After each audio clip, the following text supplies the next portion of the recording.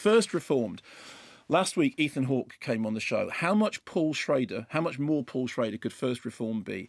He is an ex-military chaplain whose son died in service after he encouraged him to sign up. He now works in this old church, which is about to have its 250th anniversary reconsecration. He keeps a diary in which he writes unforgivingly about himself. And it becomes apparent that he's writing because he can't pray. He says, I wish I could pray, but the diary is where he pours everything out.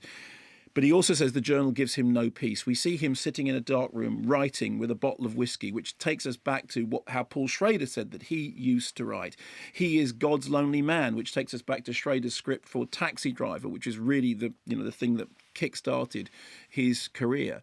And we see somebody suffering a crisis of faith, which very much recalls Karras in The Exorcist, and that is not a crowbar because Schrader directed Dominion, prequel to The Exorcist, and Schrader and Bill Blatty actually got on very well despite different parts of the church. They had certain shared concerns. Amanda Seyfried is pregnant and comes to him saying that her husband is obsessed with the eco-decline of the world and is terrified about bringing somebody into this world, who says in 2050 his son will be 33 and the world will be on the brink of destruction. 33, of course, being a significant age if you're talking about, Christianity.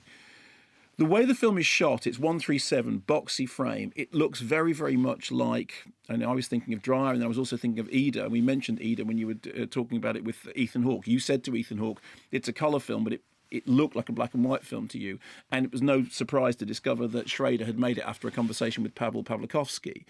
There are weird moments of almost hypnotic transcendence, but at the centre of it is that tortured God's lonely man character, perfectly embodied by Ethan Hawke. I found it very powerful.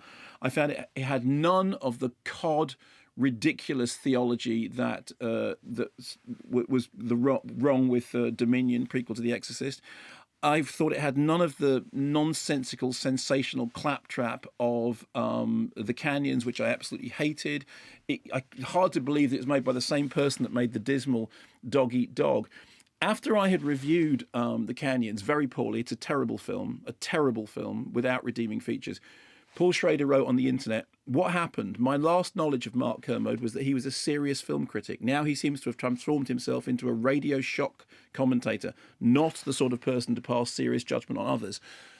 I'm not allowed to pass judgment on others, but I would say this is the best film Schrader has made since Autofocus. It is a very fine piece of work, and I admired it hugely. Movie of the week.